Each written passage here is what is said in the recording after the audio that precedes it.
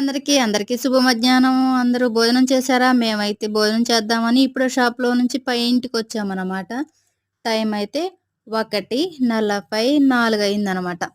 మీరందరూ భోజనం చేశారో లేదో బోలో బోలో, ఏం కూరొండారో కూడా బోలో బోలో కామెంట్ బాక్స్‌లో. ఓకేనా?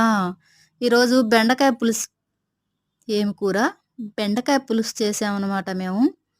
బెండకాయ పులుసులో 2 టమాటాలు కోసేత్తే ఆ టేస్టే వేరబ్బా! కదా! బెండకాయ కూర పులుసు ఒక పక్క రెడీ అయిపోతూ ఉందనమాట. ఈరోజు మీరేం కూర చేశారు ఫ్రెండ్స్? ఇంకేంటి ఫ్రెండ్స్ అందరూ ఎలా ఉన్నారు? ఏంటి సంగతులు? ఇంకో పొయ్యి మీద దోసెలు. ఉదయాన్నే లేసి చకచకా టీ, టిఫిను, భోజనం, కూరలు రెడీ చేసేసుకొని చింతపండు పులుసు ఉడకబెట్టిందుందండి ఇంట్లో.